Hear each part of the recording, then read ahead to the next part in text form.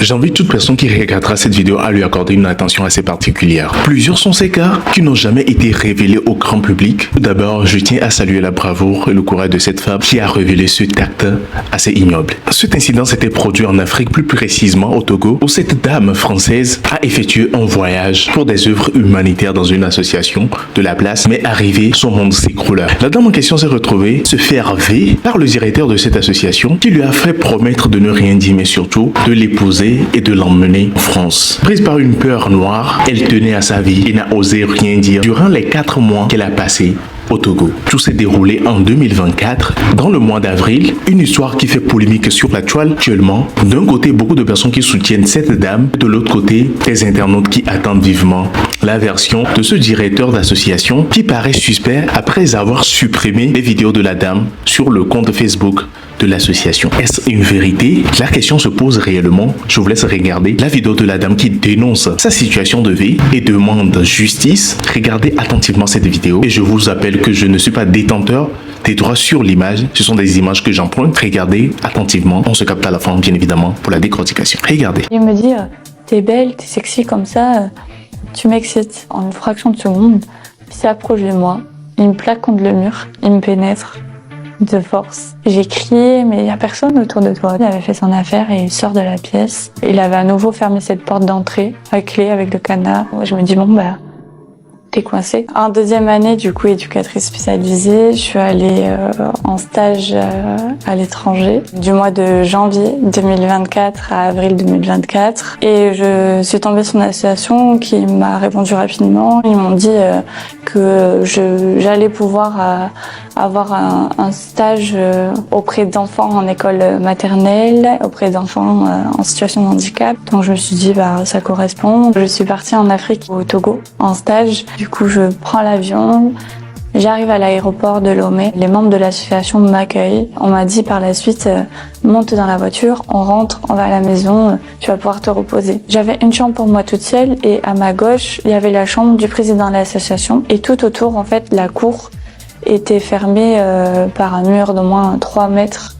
Et autour de ce mur, du barbelé, enfin comme en prison, quoi. La seule porte qu'il y avait vers l'extérieur, elle était fermée à la clé avec un cadenas. La clé, s'il y a que lui, le directeur de l'association, qui l'avait. J'arrive dans un lieu où je me dis, je vais être enfermée. Enfin, je sais pas, mais j'avais ce sentiment où je me sentais déjà oppressée. Là, à mon réveil, je sors et il y a une dizaine d'hommes autour de moi qui attendaient que je me réveille parce qu'il fallait à tout prix, avec eux, que je fasse le tour du village. Le président de l'association me présentait dans sa langue, donc en éveil aux autres villageois, comme sa femme qui est venue de France et qui est pas que là pour accomplir un stage, mais que je vais être sa femme et qui va me marier parce que je lui plaisais. Faut savoir que déjà je suis arrivée au Togo en faisant croire que j'étais mariée en France. Je portais une fausse alliance. Du coup, quand il m'a dit ça, je me suis sentie très mal. Je me suis dit, bah non, moi je suis mariée en France, moi je maintenais mon jeu. Ça l'a pas empêché de continuer ses propos. Au fur et à mesure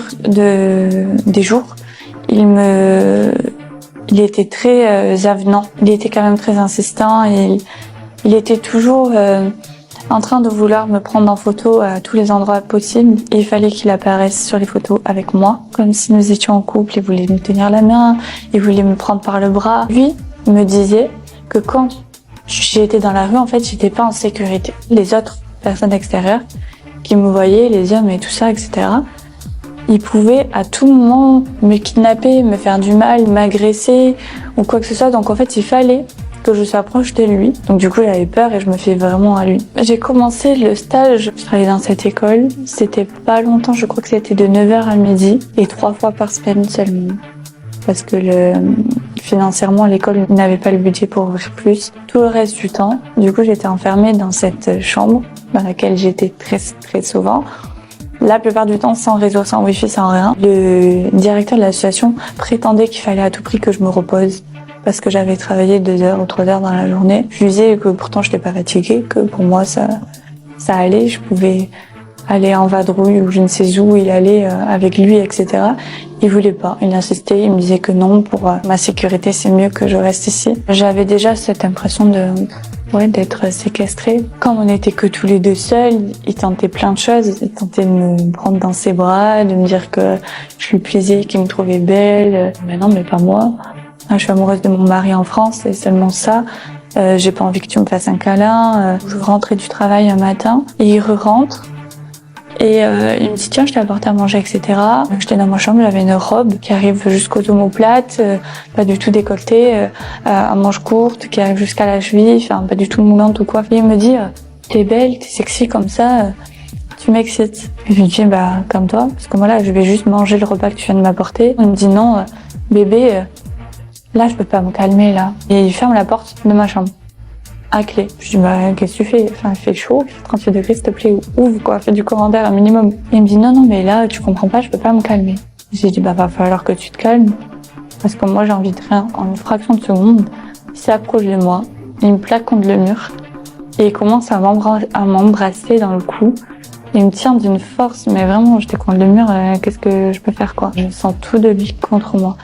Et je me dis, mais cet homme me dégoûte. Et je lui dis oralement, mais tu me dégoûtes, s'il te plaît, lâche-moi. Il me pousse et je tombe sur le matelas. Je me glisse sur le côté et j'essaye d'aller de l'autre côté de la pièce pour ouvrir cette porte. J'y arrive pas. Il me rattrape, il me tire par les pieds et je retombe au sol. Je l'ai mordu et le mec il me dit, arrête, ça m'excite. Et de là, il remonte ma robe. J'avais un short dessous quand même. Il me tire ce short et de là, il me dit, bébé, j'ai envie de toi, j'ai envie de toi, j'ai envie de toi. Et du coup, il me pénètre de force. Et je lui dis, mais ça va pas, mais tu me fais mal. Et je pleurais. J'ai crié, mais il y a personne autour de toi. T'es enfermé dans cette chambre. Et à partir de là, mon cerveau, il se met vraiment en off. Enfin, il s'éteint, je pense. Et je me dis, bah, subite, c'était affreux. Je t'ai dit non plein de fois. Moi, je veux manger mon repas, je veux boire de l'eau. Arrête, quoi. Il me dit, non, mais j'ai pas fini.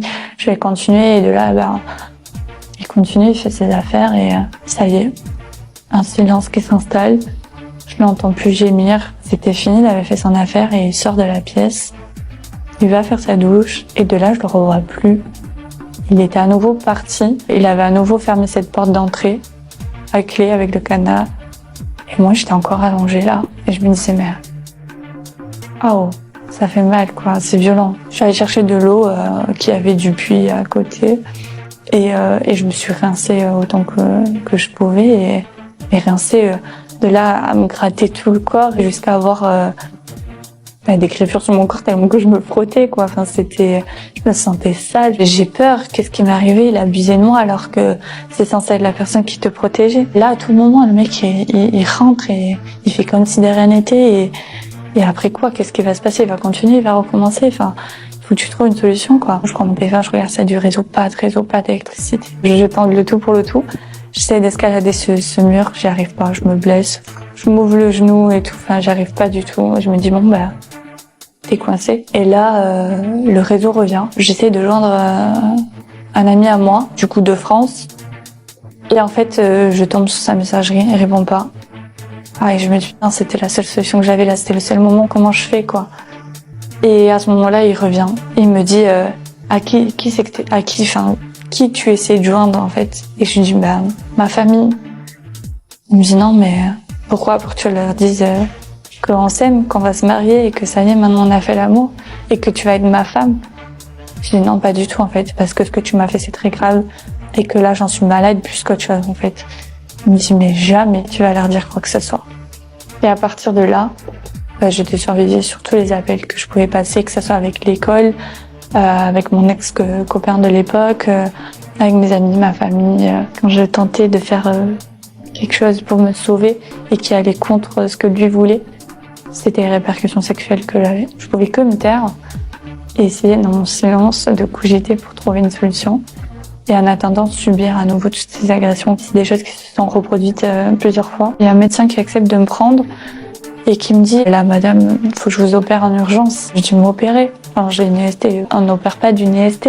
En fait, il me dit, mais si, là, vous faites une septicémie, là. Madame, vous avez un nodule au niveau de vos parties génitales. Donc, moi, c'était au niveau du clitoris, qui est infecté. Il faut à tout prix vous inciser, en fait, et faire sortir tout ce pus. Je crois que c'était au bout de 2 mois, après avoir subi ma deuxième agression sexuelle par lui. Je me sentais pas bien physiquement. J'avais la fièvre, je vomissais. Quand j'urinais, ça me brûlait. Et je me suis dit, c'est une infection urinaire. C'est vrai que l'eau que tu bois là-bas, au Togo, elle n'est pas aussi fiable que celle en France. J'avais pris des antibiotiques avec moi, donc prendre des médicaments et puis ça va aller, ça va passer. Sauf qu'il y a 2 semaines qui passent et 2 semaines où les choses vont pas du tout mieux. Je m'alimente plus, j'arrive plus à boire, je vomis davantage. Donc j'en parle forcément présent dans la situation et donc je lui explique que j'ai des problèmes gynécologiques, que je me sens pas bien. Il me dit mais ici en Afrique, au Togo, on parle pas des problèmes gynécologiques. On va essayer de trouver un hôpital, mais c'est pas sûr que tu sois pris en charge. Je fais un hôpital, en effet, tout le monde m'est rayonné. Ce que j'ai, c'est pas grave, on peut pas me soigner. Je fais un autre hôpital, la même chose. Après, je vais voir du coup une Française médecin qui s'est installée au Togo et qui pratique du coup la médecine à son domicile. Donc, il m'amène la voir, mais elle me dit en fait, le gouvernement togolais a interdit à tout médecin d'exercer quelconque consultation gynécologique. C'est-à-dire que si je te consulte là, je risque de me faire... J'avais pris une assurance santé, je me dis, elle aura pas de traitement sanitaire. Donc je commence à en parler et lui dire, s'il te plaît, laisse-moi contacter la France, mon assurance. Il faut que je sois rapatriée, il faut que je rentre, il faut que je me fasse soigner. Et il me dit, non, attends, on va essayer un autre hôpital. C'était loin, je crois que c'était à plus de 3 heures de route, où il n'y a pas trop la police togolaise qui circule, etc.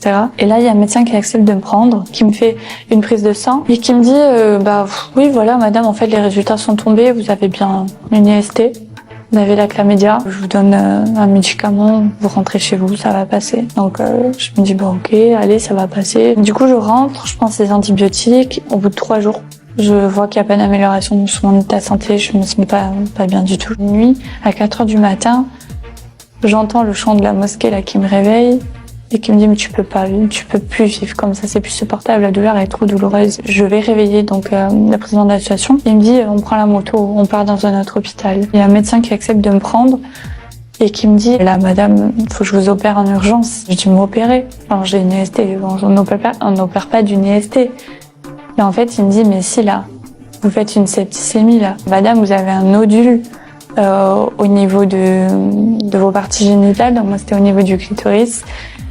Qui est infecté, ça fait au moins 5 cm, c'est rempli de pus, ça infecte votre sang là actuellement. Il faut à tout prix vous inciser en fait et faire sortir tout ce pus. Et je dis ça peut pas attendre le rapatriement sanitaire d'urgence. Je me dis madame si vous faites ça vous risquez de mourir dans l'avion. Et je me dis mais en même temps là j'ai trop mal, je souffre trop, je sens que mon corps il lâche, faut faire quelque chose quoi. Donc je décide de lui faire confiance. Donc je m'allonge, il me dit madame là j'y vais. Je dis allez-y, vous allez faire quoi? Et le temps que je dis vous allez faire quoi, c'est trop tard. Il a pris l'aiguille et il l'enfonce au niveau de l'infection et retire tout le pus. Il me dit madame, vous voyez ça là? Tout le pus. Bien sûr, il n'y a pas d'anesthésie générale, il n'y a rien. Je hurlais de douleur et je lui dis mais je m'en fous là, je veux pas voir le pus que vous sortez s'il vous plaît, mais arrêtez là. Enfin, c'est un supplice là. Je me sens pas bien, je me sens partir, je vais m'évanouir et tout ça, etc. Et de là, il me dit, madame, je peux pas m'arrêter là, c'est trop important. Je vais vous mettre une perfusion. Et en fait, j'ai rien compris à ce que c'était. Je crois que c'est une perfusion de vitamines pour que je reprenne un peu de force. Et de là, il prend un scalpel, il m'ouvre et là, je hurle de douleur. Il prend un scalpel, il m'ouvre et là, je hurle de douleur. Il me dit, c'est bon, c'est fini, c'est fini. En fait, je me rappelle que de ça et là, je perds connaissance. Et il me réveille. Au-dessus de moi, il m'avait balancé de l'eau sur la figure, il m'avait mis des claques et il m'a dit c'est bon, je t'ai fait le pansement au niveau du coup de tes parties génitales, c'est réglé, t'as eu la perfusion, les médicaments sont donnés, tu peux te lever, tu peux repartir chez toi. Puis là, comme si de rien n'était, je reprends la moto et je rentre au domicile, là où j'étais hébergée. Je suis retournée sur la structure pour les enfants en situation de handicap travailler suite à mon opération. L'association mettait des vidéos, des stories pour montrer que je faisais tel travail auprès de tel public, etc. Et là, rester tant de jours sans mettre sur les réseaux, ça allait pas au directeur de l'association en fait. Donc il fallait à tout prix que oui, je retourne travailler vite, que je montre à nouveau ce que je faisais. J'y suis même pas retournée parce qu'il fallait à tout prix montrer une bonne image pour l'association. J'y suis retournée parce que c'était pour moi la seule source de bonheur et ma motivation que j'avais quotidiennement. C'était un peu mon échappatoire parce que je pouvais pas m'échapper de cet enfer. Quand je suis tombée malade, du coup, j'ai contacté ma famille, mes amis, sans leur dire pourquoi j'étais malade réellement. Je voulais pas leur dire parce que je pense que ça allait trop les inquiéter et que de toute façon, les répercussions que j'aurais eues par le directeur de l'association, enfin, pour moi, c'était inimaginable. En fait, là, je vivais tous les jours en me disant, t'as survécu, aujourd'hui on est lundi, t'as survécu à lundi, tu vas arriver à vivre à mardi. Tous les jours, t'essayes de survivre. La suite de mon séjour, ça s'est plutôt bien passé en fait pour moi parce que le directeur de l'association est musulman, donc il y a eu le ramadan. Ça m'a sauvé un mois parce que du coup, il ne tentait rien, ne m'approchait pas. Jusqu'à la fin, je pensais ne pas arriver à rentrer. Je lui disais petit à petit, là on arrive proche de la date, il faudrait organiser mon départ. Il me disait, promets-moi que quand tu seras en France, tu vas faire toutes les démarches administratives,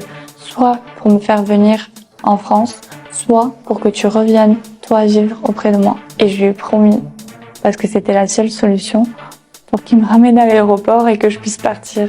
Il savait pas si derrière ça allait être vrai ou faux. En l'occurrence, c'est faux. Et en fait, il m'a dit, bon, bah, dans ce cas-là, on va se marier, on va se retromper. Le jour de mon départ, ils m'ont tous raccompagné, tous ceux qui étaient venus me chercher m'ont raccompagné à l'aéroport. Et à partir du moment où j'ai passé la douane togolaise et que je rentrais vraiment dans l'aéroport pour attendre l'avion, là, j'ai fait que pleurer. Ils vont pas te suivre.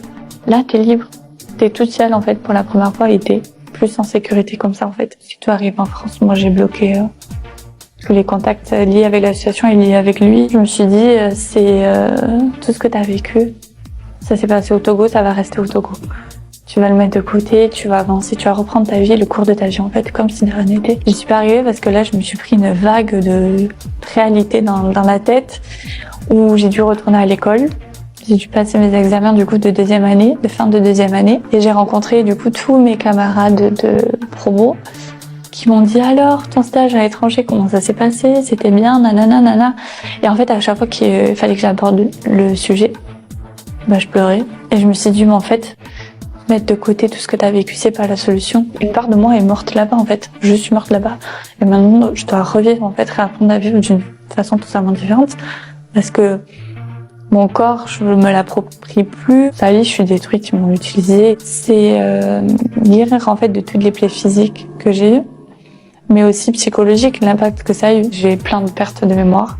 Vraiment, j'ai oublié la vie que j'avais avant en fait. Et c'est vraiment vivre quotidiennement en se disant mais qui je suis maintenant. C'est même pas qui j'étais, c'est qui je suis maintenant et comment je peux faire pour vivre avec ça. Je me suis pris une semaine de vacances. Je suis allée chez mon frère à Bordeaux.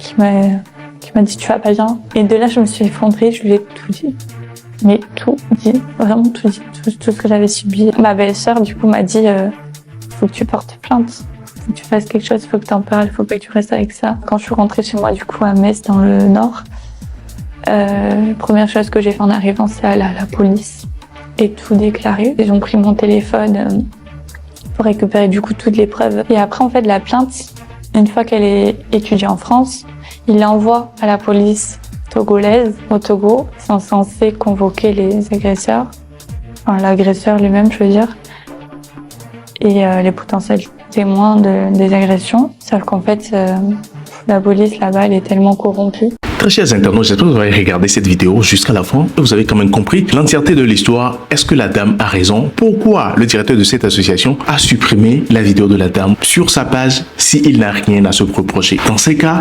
quand on se prononce innocent, on s'approche des autorités compétentes avec des éléments de preuve pour se justifier. On ne part pas supprimer les traces du passage de cette dame sur sa page. Pourquoi a-t-il agi ainsi? A-t-il peur? Est-il réellement coupable? Est-il aujourd'hui en cavale à cause de cette histoire? Parce que je rappelle que la vidéo a déjà fait plus de 7 millions de vues sur TikTok. Que dites-vous? N'hésitez pas à me l'écrire dans les commentaires, mais surtout à vous abonner très facilement à cette page. Partagez la vidéo pour que ça puisse atteindre beaucoup de personnes car cette situation est vraiment à dénoncer. Je suis contre toutes sortes de violences sur la femme. Activez aussi surtout la cloche de notification pour être prévenu quand je vous reviens avec de nouveaux éléments sur cette affaire. Allez, ciao!